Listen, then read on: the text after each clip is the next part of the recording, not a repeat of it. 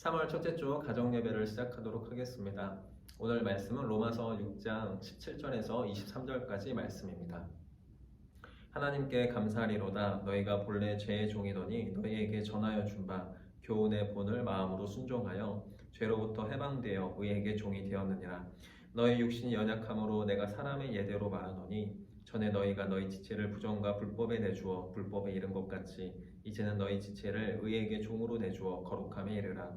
너희가 죄의 종이 되었을 때에는 의에 대하여 자유로웠느니라. 너희가 그때 무슨 열매를 얻었느냐? 이제는 너희가 그 일을 부끄러워하나니 이는 그 마지막이 사망임이라.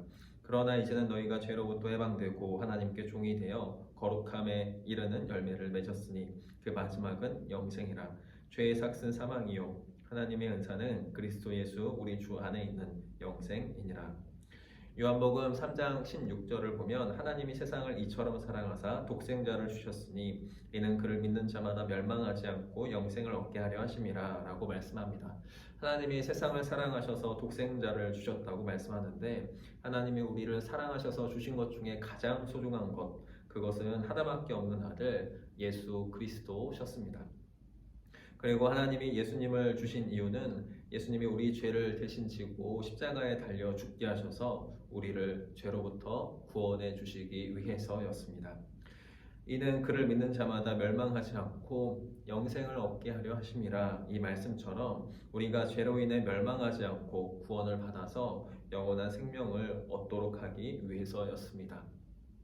시편 51편 5절을 보면 실로 나는 죄 중에 태어났고 어머니의 태 속에 있을 때부터 죄인이었습니다 라는 말씀이 있는데, 우리는 태어날 때부터 죄를 지니고 태어난 죄인입니다. 따라서 우리는 모두 다 죄에 빠져 있는 상태입니다. 우리 모두는 죄의 바다의 한가운데 빠져 있는 상태입니다. 아무리 헤엄을 잘 치는 사람도 태평양 한가운데 빠져 있다면 혼자 힘으로는 절대 살아남을 수 없을 겁니다. 누군가 구조해 주지 않는 이상 살아남을 수 있는 가능성은 제로입니다. 우리가 죄에 빠져 있는 상태가 그와 같습니다. 혼자서는 도저히 빠져나올 수 없는 죄의 바다 한가운데 빠져 있는 상태인 겁니다.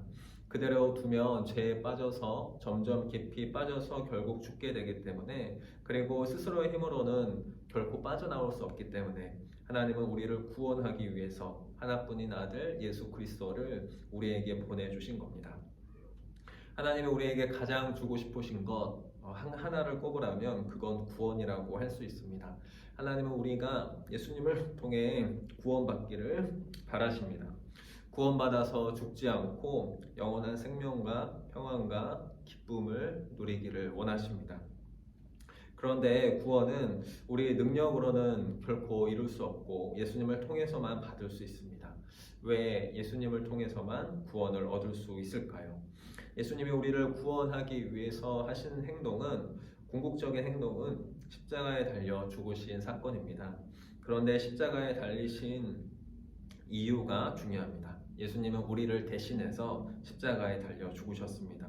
원래는 죄로 인해서 우리가 죽어야 했고 우리가 십자가에 달려야 했지만 예수님이 우리를 대신해서 죽으신 겁니다.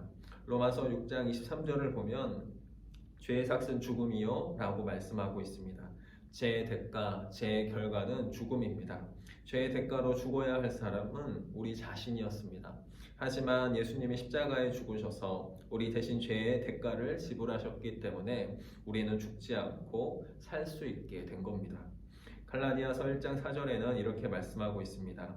예수 그리스도께서는 하나님 아버지의 뜻을 따라 우리를 이 악한 세대에서 건져주시려고 우리의 죄를 대속하기 위하여 자기 몸을 바치셨습니다.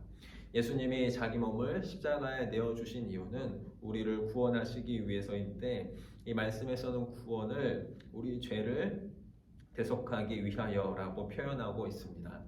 대속이란 단어는 평소에 거의 사용하지 않는 단어라서 이해하기가 쉽지 않을 텐데요. 대속은 노예를 자유롭게 하기 위해서 빚을 대신 갚아주는 걸 뜻합니다. 예를 들어서 운동선수들은 소속팀과 계약을 하는데, 계약을 한 순간부터 계약이 종료되기 전까지 선수들은 소속팀의 지시를 받게 됩니다. 어느 정도 자유를 잃게 되는 거죠. 만약 계약 기간 안에 완전한 자유를 얻으려면 위약금을 내야 되는데 누군가 위약금을 대신 지불해 주면 그 선수는 그 순간부터 자유를 얻게 됩니다.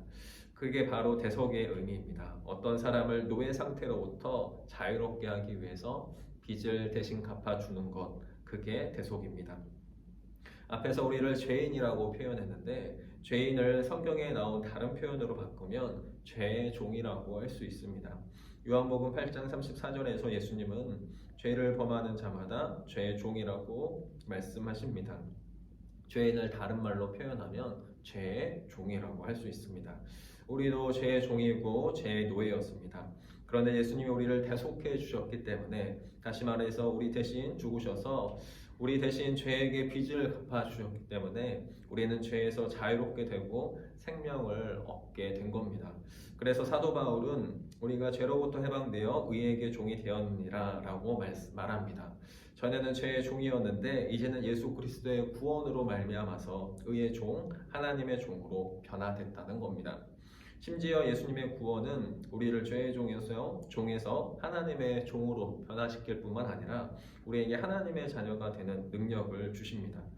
요한복음 1장 12절 말씀, 그를 맞아들인 사람들, 그 이름을 믿는 사람들에게는 하나님의 자녀가 되는 특권을 주셨다라고 말씀합니다. 예수님을 맞아들이고 받아들이고 영접하는 사람들, 예수님의 이름과 구원과 능력을 믿는 사람들에게는 하나님의 자녀가 되는 특권을 주셨다고 말씀하고 있습니다. 전에는 죄의 종으로 죽을 수밖에 없었는데 이제는 하나님의 종을 넘어서 하나님의 자녀가 되는 특별한 권리를 얻게 된 겁니다.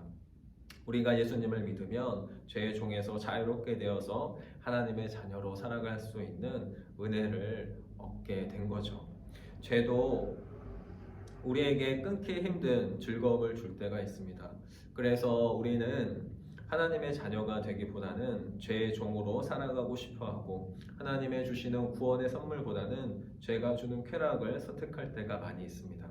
하지만 죄에는 치명적인 단점이 있습니다. 죄의 결말은 죽음이라는 것입니다. 여기서 죽음은 단지 생명이 끊어지는 것만 의미하는 건 아닙니다. 죄를 지으면 당장은 즐거울지 몰라도 결국엔 정신과 마음이 죽고 육체와 영혼이 죽고 사랑과 우정이 죽고 믿음과 신앙이 죽고 하나님과 사람들과의 관계까지 죽게 되는 겁니다. 따라서 죽음에서 자유롭기 위해 우리가 하나님으로부터 구해야 할 가장 중요한 건 구원입니다. 예수 그리스도를 통한 구원을 통해서만 우린 하나님의 종으로 또 하나님의 자녀로 하나님이 주시는 생명과 축복을 누리며 살아갈 수 있기 때문입니다. 여러분, 하나님이 주시는 구원의 은혜를 경험하며 살아갈 수 있게 되기를 소망합니다. 죄가 주는 것보다 훨씬 더 소중하고 즐거운 구원의 기쁨을 느끼며 살아갈 수 있기를 바랍니다. 죄의 바다에 빠져서 죽어가는 우리를 구원해 주실 분은 하나님 한 분밖에 안 계십니다. 우리 힘으로는 빠져나올 수 없습니다. 하나님만 우리의 능력이시고 구원의 소망이십니다. 예수 그리스도를 통해서 우리를 죄에서 구원하신 하나님의 사랑을 신뢰하고 믿으며 생명의 삶, 기쁨의 삶을 살아갈 수 있는 우리 모두가 되기를 간절히 소망합니다.